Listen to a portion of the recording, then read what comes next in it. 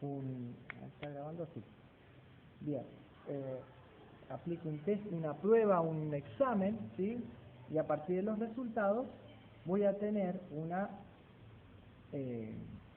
respuesta general sobre qué saben o cuántos saben de historia de la psicología, ¿sí? Y a partir de eso, aplico la herramienta de recolección de datos, que sería el examen, obtengo resultados, y a partir de esos resultados puedo tener conclusiones. Es decir, si saben un tanto por ciento que era lo que esperaba la hipótesis o no era lo que esperaba la hipótesis, ¿sí? Y así, de esa manera, con ese mismo método, la psicología va a intentar, Wundt va a poner en ejercicio ese método, ¿sí?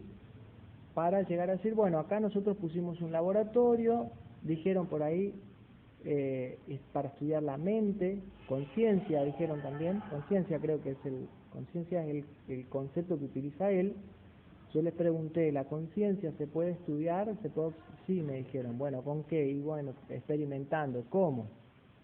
¿Cómo podemos experimentar o cómo podemos comprobar? Porque alguien podría venir y decirnos, ¿qué es la conciencia? ¿Cómo que estudias la conciencia?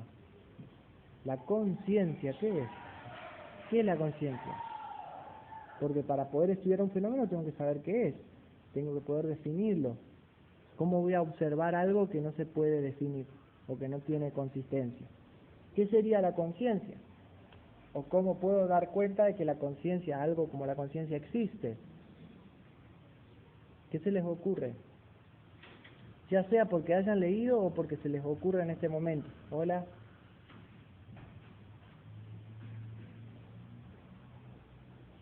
¿Qué se les ocurre?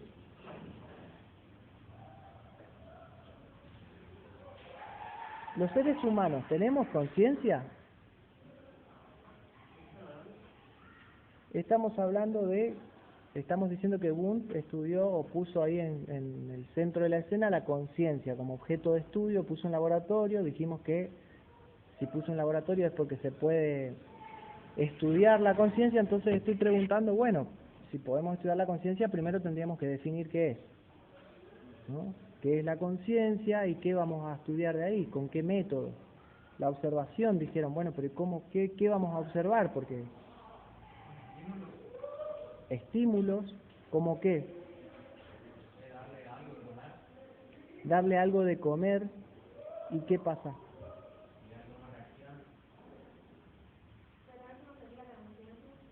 Y ahí, darle algo, digo acá en el micrófono porque estoy grabando también, darle algo de comer y ver cómo la persona reacciona. Y ahí, ¿qué dato me daría eso de la conciencia?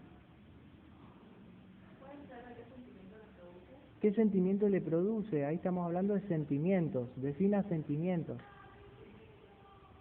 ¿Está bien? Está bien. Hay dos posiciones ahí. Uno es observar la reacción, otro es observar la sensación o lo que siente. Ojo que no es lo mismo, ¿eh? O sea, en las dos hay experimentación. Dejo la pelota picando ahí para que ustedes después con la lectura resuelvan esto. Porque va a haber una corriente que se va a encargar. ¿Cómo era tu nombre? Lucas y Joaquina. Joaquina, bueno. Lucas y Joaquina han dado dos posiciones. Una que yo le puedo dar de comer algo a alguien, no sé, probar esta papa frita nueva que salió ayer. Y una es quiero ver cómo reacciona y la otra es quiero ver qué siente. No es lo mismo, ¿eh? Estoy buscando, las dos son situaciones experimentales, podríamos decir, ¿sí? Pero están estudiando dos cosas distintas. La intención de búsqueda ahí es otra, en cada cual. Sí se podría decir que ahí hay dos escuelas. Después ustedes, dejo la pelota picando para que ustedes resuelvan esto. ¿Qué puede ser? ¿Sí? Bueno, ¿qué más? ¿Cómo conocemos la conciencia? ¿O qué método dice ahí que usaba Wundt y qué se imaginan que era eso?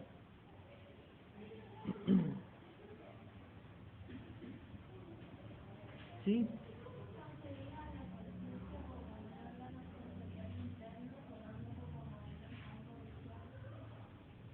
concebía a la conciencia como un órgano sensorial interno. ¿Se acuerdan que Aristóteles, esto no lo mencionamos en las clases, pero si lo leyeron, hablaba de 5 sentidos, ¿sí? Por eso Aristóteles es el primer empirista, podríamos decir, y por lo tanto asociacionista también, pero por otras cosas asociacionista. Pero acá Wundt dice no, podríamos decir hay un sexto sentido, que no es la intuición en este caso, sino que sería un órgano interno que siente cosas, porque si es sensorial, ¿no? Entonces es un órgano interno, un órgano sensorial interno, ¿cómo es? A ver. Toma como modelo el campo visual. No está diciendo que la vista es, sino que esa función de lo que yo veo, ¿sí? Me produce algo, una sensación, organiza, no sé, lo que estoy mirando ahora, que hay muchas personas sentadas enfrente mío, ¿sí? Eso, como modelo, de alguna manera explica, según Wundt, cómo funcionaría la conciencia. Es un órgano sensorial interno, o sea que no es externo. Habría que ver qué quiso decir, qué sería externo y qué interno. Bueno, nos metemos ahí. Todo el tiempo estamos haciendo epistemología en esta materia, porque bueno, le cuestionamos a la psicología qué es lo que estudia. En este caso Wundt dice la conciencia, que sería un órgano sensorial interno, así como la vista, o la visión, o los ojos, ¿sí? Que ven algo y de esa percepción, ese estímulo, no sé, la luz, qué sé yo, organizo todo eso y digo, mira, esto es una clase. Acá hay un aula y hay personas escuchando, ¿no? Bueno, para que yo llegue a todo ese juicio, quiere decir que hay un órgano que me avisó, que me dijo, mira, esto que vos entraste acá, José, es una clase. ¿Qué más? Entonces ese es el objeto de estudio para Wundt, la conciencia, que la definió así o por ahí está definido así. ¿Qué más? ¿Cómo se la puede estudiar o qué más pensó sobre la conciencia? ¿Qué sería la conciencia según Wundt? ¿Ustedes qué pueden agregar acá?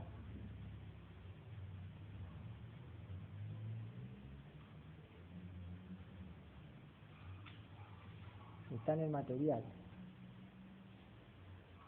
O lo que se les ocurra acá, ¿qué es la conciencia? ¿Nunca se hicieron esta pregunta?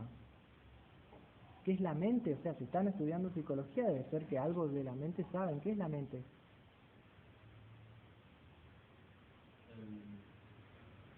Para mí lo que era la mente era el conjunto de las funciones que hay en el cerebro funcionando, todas funcionando todas podría decir, claro, sí es un conjunto de funciones que hay en la mente, en el cerebro. Conjunto de funciones que hay en el cerebro. O sea que sin cerebro no hay mente, según, ¿cómo es su nombre? Lisandro. Bueno, Lisandro dice, la mente, la define así, es un conjunto de funciones que dependen del cerebro, se organizan en el cerebro, ¿no? O sea que él ya sitúa un órgano que sería el cerebro, y eso tiene funciones, y esas funciones son lo mental. ¿Sí? Con el cerebro, por ejemplo, pensamos, sentimos, o sea, gracias al cerebro, según esta definición, estoy avanzando un poco más, ¿no? Sería sentimos, yo puedo ver y decir esto que estoy frente a una clase, estoy dando una clase, ¿sí? Bueno, interesante. Porque cuando, por ejemplo, una parte del cerebro se daña, puede afectar también a la conciencia de la persona, a cómo empieza a ver la realidad. Bueno, ahí hay una situación, un hecho y hay una hipótesis. El cerebro se daña y eso tiene automáticamente una influencia inmediata sobre lo que sería la conciencia. O sea que él, o la definición esta, digamos, pone de manifiesto que cerebro y mente van juntas porque en un hecho como ese se puede esperar o se puede observar ese fenómeno, ¿no? De que alguien se lastima o tiene una lesión cerebral y de repente no se acuerda las cosas o no siente los sabores o se olvida lo que comió ayer o lo que pasó, ¿sí? o me doy un golpe muy fuerte en la cabeza y tengo amnesia, ¿no? Típico de muchas películas, telenovelas, etcétera. Entonces, debido a eso, podríamos afirmar que cerebro y mente, o el cerebro sería el órgano el órgano físico de la mente, si se quiere. Si nos ponemos medio cartesianos, diríamos, bueno, el cerebro sería la res extensa y la mente sería la res cogitans, ¿sí? Hay un dualismo, ¿sí? Por otro lado, también esta misma afirmación puede ser más aristotélica. Acuérdense que Aristóteles dice, el alma es como la visión al ojo, algo así. ¿Lo leyeron a eso? ¿Lo han visto a eso? No se queden nomás con lo que vemos en las clases, ¿eh? Yo les voy dando puntapiés, les voy dando puntuaciones y ustedes en la lectura van completando, ¿eh? Las clases de ninguna manera agotan los temas, ¿eh? Ojalá pudiéramos, pero la verdad que no tengo esa capacidad. Entonces, Aristóteles piensa que el alma, dice él, porque bueno, hace más de 2000 años atrás no existía el concepto mente, el alma es como la visión al ojo. Entonces el ojo es el órgano que tiene una función, como dice Lucas. La mente es ese conjunto de funciones. El ojo sería el órgano y la visión la función, ¿no? O sea, podríamos pensarla hasta ahora esa misma definición puede pensarse. Habría que ver hacia dónde vamos después con los argumentos, pero hasta ahora puede argumentarse tanto desde Aristóteles, desde un monismo, de decir, no, la mente es un fenómeno que emerge a partir de la organización del cerebro, ¿sí? O de los animales que tenemos cierto complejidad del órgano del cerebro, ¿sí? Por eso hay animales que al no tener un cerebro tan complejo o tan evolucionado, más darwinista la afirmación, no tendrían mente o tendrían una mente más limitada, podríamos. O por otro lado, haciendo un paralelismo psicofísico, diríamos, bueno, la mente es el espejo de lo que es al cuerpo el cerebro, ¿sí? Ahora bien, si yo soy de River o de Boca, eso está en mi cerebro, o sea, está el átomo o la molécula cerebral o el neurotransmisor que me hace. Podríamos decir que no, porque si no en la India tendría que haber alguno que sea hincha de Boca. Bueno, capaz porque conoce a Maradona, no sé. ¿Se entiende a lo que voy o no? O sea que ahí, con este ejemplo, también estoy cuestionando si hay un paralelismo o no entre mente y cerebro. Porque si lo hubiera, por cada pensamiento que yo tengo, estoy pensando en voz alta con ustedes, ¿eh? Ustedes me dirán. Sí. Sí. No sé porque no soy neurólogo. Uh-huh. No sabemos. No, de verdad que no me acuerdo. ¿Alguna vez estuvieron en coma? Sí. ¿No? ¿Se repasaron de copas a alguien? De acá no, nosotros no, pero algún amigo o amiga seguro. Y entró en coma, ¿sí? No sabemos qué pasa realmente, o sea, podemos con los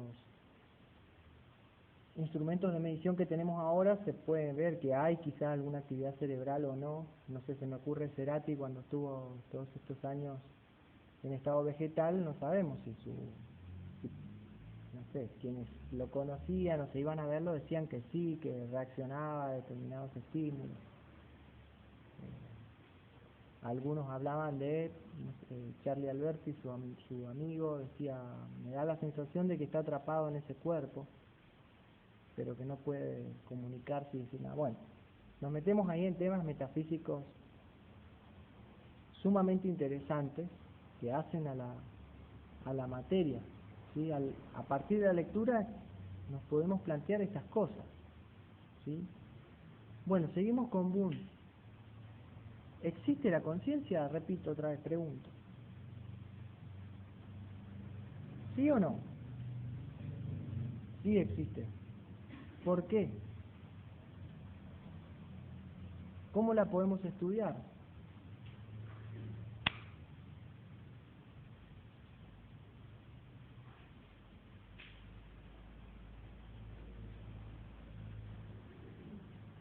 ¿Qué método utilizó Wundt? El método experimental, me van a decir. Bueno, ¿qué más?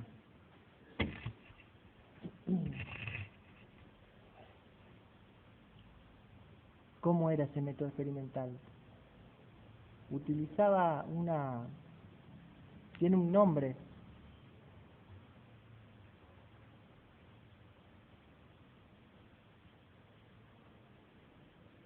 ¿Cómo se llama? Ese método que usó Wundt. Introspección analítica, o sea, no es introspección nomás, no era San Agustín que se miraba para adentro y hacía una reflexión y todo eso, sino que tiene que ser una introspección analítica, ojo. ¿Qué sería, no sé, hacer una introspección analítica? ¿Qué se imaginan? ¿Cómo sería?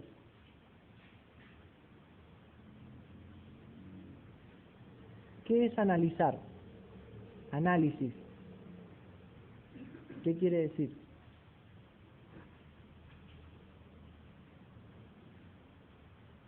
¿Tuvieron química en la secundaria? Y bueno, y ahí nos vieron lo que era análisis. Más que analizar sería ver el tamaño, altura del objeto, su forma, su color, su apariencia. Eso sería describir o medir. ¿Analizar qué? Estudiar algo hasta saber su fin. Estudiar algo hasta saber su fin. Sí, puede ser. Analizar viene, o análisis viene de separar algo compuesto en sus partes más pequeñas. Por eso las sustancias que estudia la química, no sé, el agua, por ejemplo, está compuesta de átomos de oxígeno y de hidrógeno, por ejemplo, y si aplicamos un método que es la hidrólisis, por ejemplo, podemos separar esa molécula de agua en 2 átomos de hidrógeno y 1 de oxígeno, por ejemplo, ¿no? Ahí estamos haciendo un análisis, porque descompongo. Análisis quiere decir también descomponer o separar, quitar cosas, o sea, de algo que sería una totalidad que está compuesta por partes más pequeñas. Entonces hago un análisis. Entonces, si en la conciencia, yo para poder estudiar la conciencia hago una introspección analítica, ¿cómo sería eso?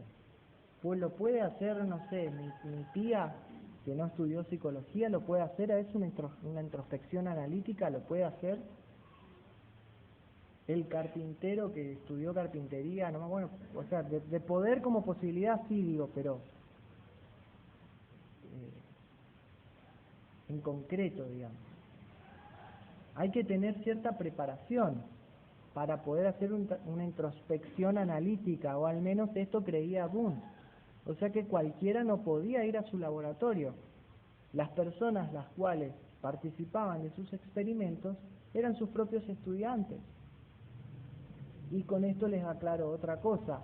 Van a encontrar mucha bibliografía que afirma que Wundt creó el primer laboratorio de psicología en 1879 en Leipzig, Alemania. Acuérdense que esta materia se llama historia, entonces las fechas hay que retenerlas, ¿sí? Fechas, lugares, contextos históricos, ¿eh? No es todo al voleo así nomás, sino aislado. Todo en su debido lugar. Bien.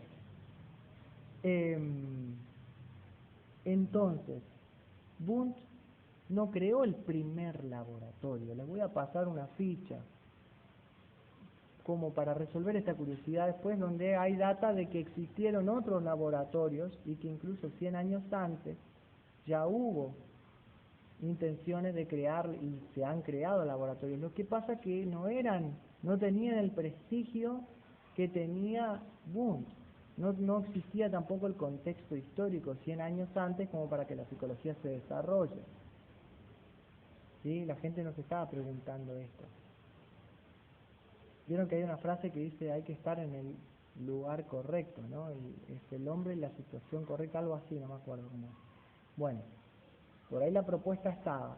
Existieron otros laboratorios antes que Wundt, pero el de Wundt fue el más grande y el más prestigioso. Wundt se hace muy famoso, tanto así que cuando empieza a hacer estos experimentos, la misma universidad le dice, toma, agarrar ese espacio, hacer ahí, y él crea ese laboratorio. Todo el mundo quería ir a estudiar con él, se volvió muy famoso, o sea, tenía muchísimos estudiantes. Los preparaba para que puedan, con la introspección, analizar las ideas que aparecían, o los elementos, decía él, de la conciencia. Por eso la corriente que inventa o que desarrolla Wundt se llama estructuralismo. El estructuralismo de Wundt, no, en filosofía también van a ver que hay estructuralistas, pero no nos vamos a meter ahí. El estructuralismo de Wundt es porque él considera que la conciencia es una estructura que está compuesta por elementos o partes. Esos partes o elementos pueden ser estos: sensaciones, recuerdos, reacciones todavía no avanzas ahí. Reacciones viene después. Reacciones en tanto que conducta o moverse o conducta observable, ¿sí? Me estoy adelantando, ya estoy dando algunas pistas. Vamos a Wundt, entonces. Estructuralista viene de estructura, considera a la mente o a la conciencia como una estructura compuesta de elementos. Entonces él va a preparar a sus estudiantes para que puedan, por medio de la introspección experimental, acceder o dar cuenta de esos elementos, ¿sí? Por ejemplo, cierre los ojos, piense en un sombrero amarillo. ¿Cómo es? ¿Qué textura tiene? ¿Qué sé yo? Bueno, en fin, ahí eso es la introspección analítica. No podía cualquier persona que pasaba por la calle hacer este experimento, tenía que tener cierta preparación. Entonces lo que le pasa a Wundt acá es que hay un mosquito también que está jodiendo, un mosquito que es empirista, ¿sabes? Porque se guía por los sentidos, huele mi sangre y, bueno, no sé dónde me quede, me distraen el mosquito empirista este. Les decía, Wundt entonces estudia la conciencia, o sea, su objeto de estudio es la conciencia. El método, ¿cuál va a ser el método? ¿Me siguen? Introspección analítica y o experimental podríamos agregar, ¿sí? ¿Por qué? Porque se hace en un laboratorio, no es que yo en mi casa me pongo introspectivo y por más que lo haga, no es así, sino que debería haber como un contexto, alguien que esté observando, anotando. Te digo martillo, rojo, verde, qué sé yo, anotaste cuánto tiempo tardó en responder. Cosas así eran los experimentos de Wundt, ¿sí? Fíjense que esto, ¿para qué sirve? ¿Para qué sirve? Para tener más información, ¿no? Porque No sirve para nada, o sea que no tenía mucha relevancia social. Sirvió para que esté en algún lugar la psicología considerada, ¿no? Pero más que eso, pues nosotros podemos hacer una crítica hoy y decir, bueno, Wundt buenísimo, pero muy académico lo tuyo. Ojo, esto es lo que ustedes van a encontrar, bibliografía de Wundt que se centra mucho en esta parte, pero él mismo se da cuenta de esto, y hay un tomo importante de Wundt que se llama Psicología de los Pueblos, y ahí él dice, hey, está todo muy bien lo anterior, pero hay que agregarle que también es importante lo cultural, el folclore, las canciones, los mitos, la comunicación, y estudiar al ser humano en su contexto. O sea, el loco se empezó a pasear por diferentes lugares, empezó a conocer diferentes tribus, diferentes comunidades, y dijo, está bien lo experimental, pero hay que agregarle todo esto otro. Eso por ahí no lo van a encontrar tan así en los textos. Quiero que sepan esto, porque si no queda como que Wundt era un tipo que se sentaba a tomar café con leche y discutía de cosas que no sirven. Tipo los programas estos de televisión que hablan de política y critican para que nosotros nos envenenemos, pero no sirven para otra cosa, digamos. O sea, sí sirven para que ganen plata los jefes, pero no para no sirven para generar, no tiene relevancia social eso, tiene una relevancia económica en todo caso para el dueño del canal. ¿Sí? Ponen a propósito ahí a un periodista, a otro que se va, hablan de política, nosotros que miramos nos envenenamos, nos peleamos y ellos ganan. Bien, entonces, lo de Wundt no era una cosa así. Primero sí, pero después dice, che, esto me queda corto. Y entonces también valora esto de la psicología de los pueblos, ¿sí? Que tiene que ver con lo cultural, el lenguaje, los mitos, el folclore. ¿Qué seríamos nosotros sin el chamamé, sin el cuarteto, sin la cumbia, sin, bueno, el rock nacional también? Si todo eso hace que de alguna manera, no sé, el asado, que bueno, cuando hay plata comemos asado el fin de semana, si estamos en Córdoba el asado y vamos a tomar fernet, eso no pasa en otro lugar. O sea, en otro lugar del mundo puede ser que se reúnan así, qué sé yo, pero no es decir, no tenemos en cuenta esta cuestión cultural. La psicología es una psicología académica muerta, que no sirve para nada, ¿sí?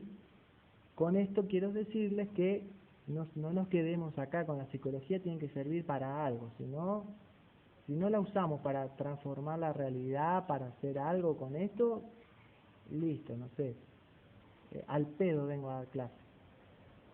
¿Sí? O sea, hay gente que le encanta la psicología para eso, para sentarnos a tomar un café, fumarnos unas cositas y delirar, que no está mal, pero que no muere ahí, que no muera ahí, ¿sí? O sea, está bien divagar un poco, ejercitar la imaginación, está muy bien, pero no tiene que morir ahí, ¿sí? Y esto hago una autocrítica porque los psicólogos y psicólogas en general somos gente así, como muy intelectual, que no nos comprometemos con la realidad, ¿sí? Y la verdad que la psicología es una herramienta extremadamente poderosa para lograr cambios a nivel social, no solamente a nivel individual. La principal herramienta es que nos da herramientas para cuestionarnos, para cuestionar lo que hacemos, lo que creemos, y lo que no creemos, a lo que nos oponemos. Nos cuestiona la psicología, ¿sí? Bueno, hasta acá algunas pautas para que ustedes sigan a Wundt, ¿sí? ¿Qué es otra importancia que tiene Wundt? ¿Cuál es entonces, puntualicemos. Creó el primer laboratorio más famoso, ¿sí? El más conocido. ¿En qué año? Lo responden ustedes. ¿En dónde? En un pueblito de Alemania, no sé en dónde. ¿En una universidad? Bien, bueno, ustedes buscarán esa data que ya la dijimos igual. Su objeto de estudio, su método, ¿sí? Que no era la introspección nomás, sino tenía que ver con la experimentación. Todo esto la sitúa la psicología, epistemológicamente hablando, en un lugar de prestigio, ¿sí? Por el laboratorio y por el método. Ah, no, usa método científico, entonces es una ciencia, guarda, ¿sí? Bien, hasta ahí buenísimo. Después acuérdense que eso fue como el boom. El tipo después, psicología de los pueblos, ¿sí? Pero todo esto lo que hace es generar diferentes reacciones en diferentes lugares del mundo, ¿sí? Que le van a criticar al pobre Wundt, le van a decir, che, tu estructuralismo, esto que lo estamos matando acá, pobre, lo estamos reventando, ¿sí? No sirve para nada estudiar la conciencia así. Así que nosotros no estudiamos la conciencia, estudiamos lo inconsciente, que es, la conciencia no se puede estudiar porque es un flash, es así. ¿Qué es la conciencia? Esto que está pasando en lo inmediato acá. El olorcito de café cuando me preparo el café, la computadora que estoy mirando, ustedes, esto ya. Esto es la conciencia. Es muy difícil de estudiar, van a decir. No sé qué escuela será esto. Ustedes vayan a investigar quiénes son estos. Vamos a estudiar el inconsciente o lo inconsciente. ¿Por qué? Porque eso sí se puede estudiar. Yo te pregunto, ¿tu nombre es? Ricardo, tardó en decir, ¿sí? Esa idea estaba en su preconsciente, no estaba en la conciencia, ¿sí? ¿Cómo se llama tu mamá, Ricardo? Nélida, ¿sí? ¿Estaba en tu conciencia este dato ahora? Antes que yo te pregunte. No, no estaba. Estaba en el preconsciente, voy a decir yo, adhiero a una teoría que en este momento ahora, que dice que la mente se puede dividir en 3 sistemas: inconsciente, preconsciente y consciente. Lo consciente es una pavada, es así de rápido, es re fugaz, se te escapa, hace agua por todos lados, no se puede estudiar eso. Vamos a estudiar lo inconsciente. Si yo le pregunto a Ricardo, no sé, a que me cuente cómo era su infancia, probablemente empiece a contarnos algo que no estaba en su conciencia, pero a partir de esa pregunta emerge algo y por ahí, no sé, nos cuenta de algún trauma infantil y qué sé yo, y se nos brota acá, se larga a llorar y lo contenemos. ¿Sí? Bien. Otra corriente va a decir, no, nosotros estudiamos la percepción, fíjate qué interesante esto. Ustedes saben que estas luces que están acá, estos fluorescentes, nosotros vemos como una luz que es siempre igual, ¿verdad? O sea, incluso la pantalla de los celulares, todos los LED. Voy a hablar de los fluorescentes que sé más o menos cómo funcionan, no supongo cómo funcionan, porque la verdad que esta computadora es de cristal líquido, la pantalla me parece que sí funciona así. Lo que está pasando acá con estas luces, tengo entendido, es que no emiten una luz constante como un foco, el viejo foco, la lámpara esa de vidrio que todavía por ahí se consigue, o en algunas casas viejas hay. Esa sí, vos la enchufás, está conectada al 220 y se prende un filamento adentro de una una bombilla le dicen, de vacío, y emite luz y calor, ¿verdad? Bueno, eso todo el tiempo, constantemente está emitiendo luz. Pero este tipo de lámparas o fluorescentes o qué sé yo, tengo entendido que lo que hacen es, se prenden y se apagan todo el tiempo, a una velocidad que nosotros no la percibimos. ¿Sí? O sea que en nuestra conciencia nosotros tenemos la idea de que acá hay una luz constante. Pero el hecho real es que acá se está prendiendo a millones de milisegundos, prendiendo y apagando cada uno de estos foquitos. O, ahora no es tan común, pero los foquitos que habían en las hamburgueserías, o esas luces que pareciera como que una hormiguita va caminando, qué sé yo, y en realidad son un foquito alrededor, al lado del otro, se prende uno, se apaga y se prende el de al lado, y después se apaga ese y se prende al de al lado, se apaga ese y se prende al lado, todo esto a una velocidad rapidísima, y a nosotros nos da la sensación de que esa línea que está de muchos focos, incluso muchas lucecitas LED, por ejemplo, ¿no? Que hacen eso como una especie de, bueno, cuando escuchen la clase no van a entender un poco, pero los que están acá sí, nos da la sensación de que una lucecita va caminando por el cable, ¿no? Como que se va moviendo, y no, la verdad es que no se está moviendo. Lo que está sucediendo ahí realmente es que se apaga un foco LED, se enciende otro foquito LED, se apaga ese, se enciende el al lado, se apaga ese, se apaga a una velocidad rápida, y a nosotros nos da la sensación, o tenemos la percepción, de que eso se está moviendo, pero no se está moviendo. ¿Sí? Sería como nuestra realidad, por así decirlo, pero no lo verdadero, lo que está sucediendo. Podría ser, ¿no? Entonces ciertos psicólogos alemanes van a decir, ojo, ojito y ojete, guarda con la percepción. No sé quiénes son, ustedes van a buscar quiénes son esos 3, capaz que ya están viendo algo de eso o no. Unos psicólogos alemanes también van a decir que la psicología tiene que estudiar la percepción, de que la percepción tiene leyes, van a hablar de la buena forma. La Gestalt, ahí por ahí están diciendo algo ya. Se pronuncia Gestalt, ¿sí? Bien. Otros le van a decir a Wundt, ¿qué conciencia me está diciendo vos? ¿Vos viste un cacho de conciencia en un frasco? La podés poner, no sé, podés agarrar una muestra de conciencia y así la ponemos en un microscopio. Investigamos los elementos que vos decís que tiene elementos. No se puede, señor Wundt. Lo que tiene que estudiar la psicología es la conducta. ¿Por qué?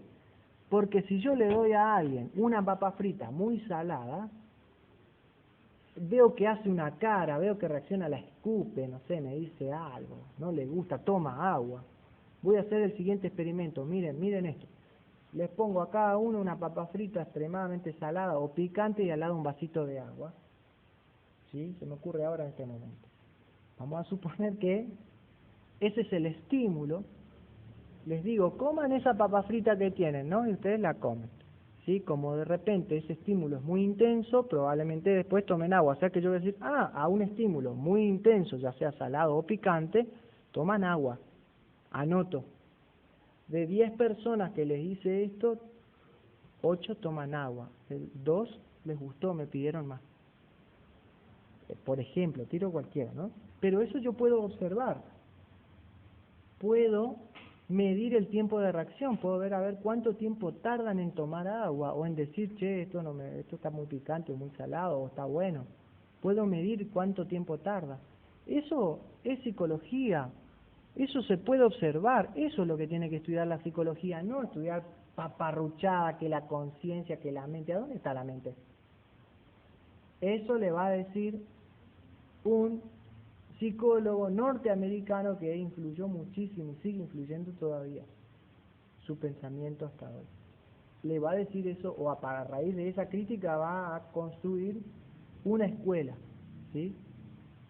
¿Cuál será esa escuela? ¿Se imaginan cuál es?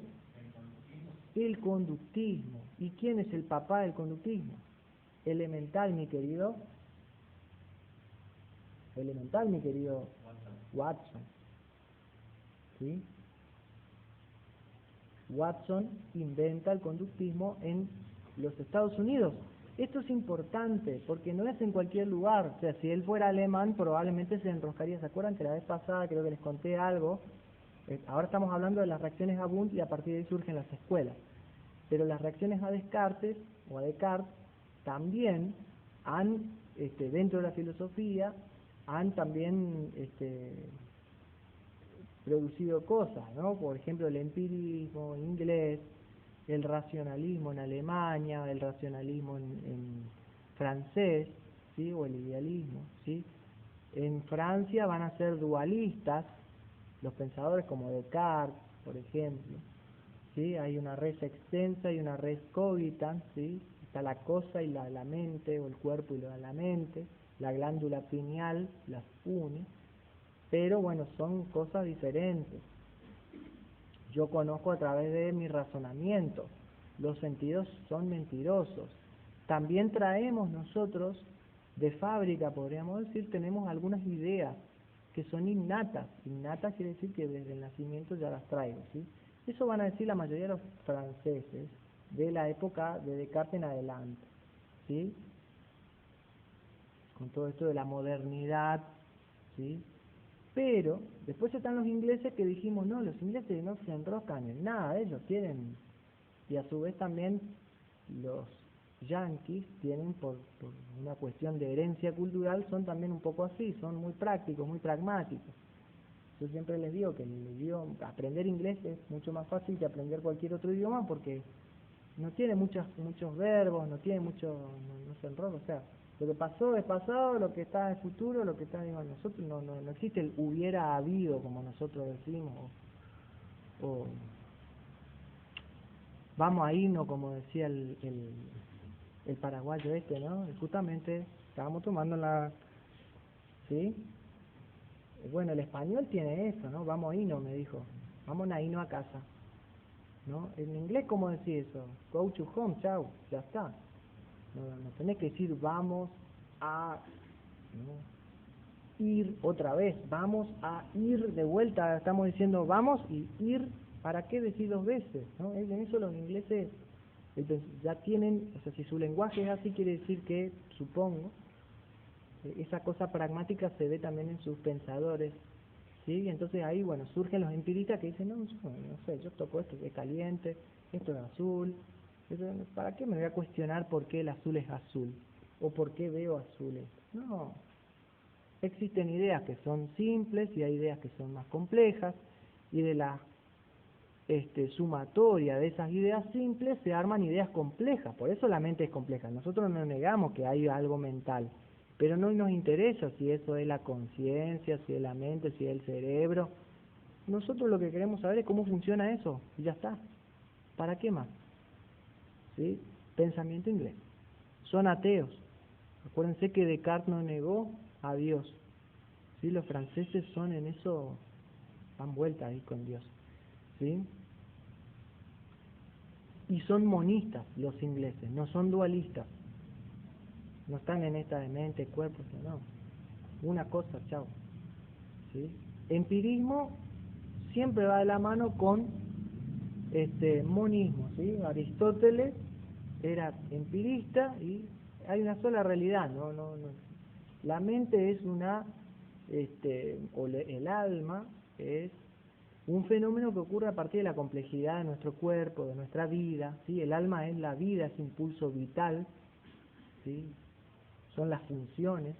O sea, el cuerpo es la carne, digamos, pero sus funciones tienen que ver con el alma.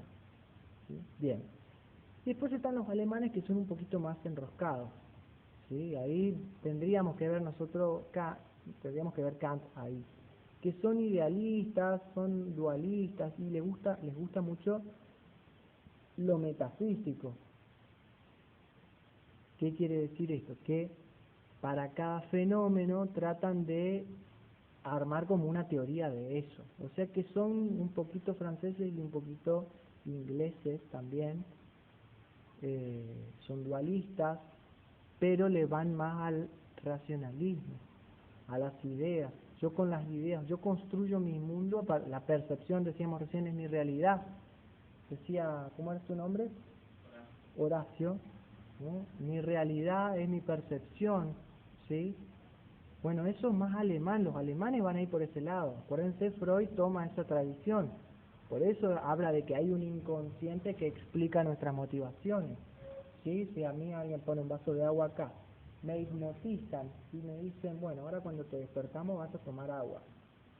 ¿Sí? Bueno, entonces yo termino mi efecto hipnótico, se me despiertan, agarro, tomo agua, me dicen, José, ¿por qué tomaste agua? Y yo digo, y porque tenía sed. ¿Sí? O un experimento que hacían era hipnotizar a alguien, esto lo vio Freud con su maestro Charcot.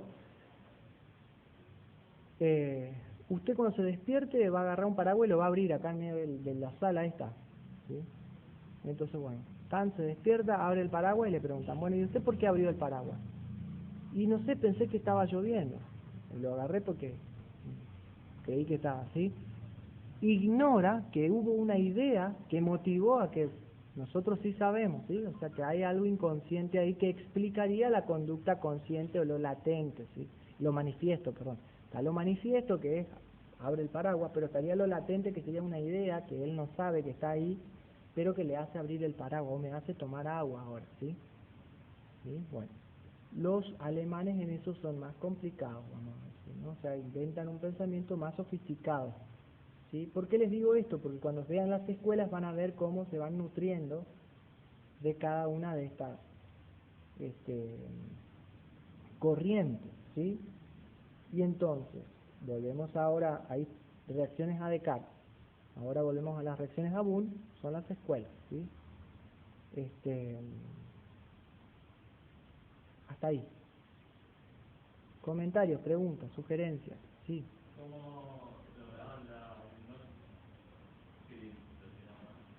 ¿Cómo? Y hay muchos métodos para hacer hipnosis.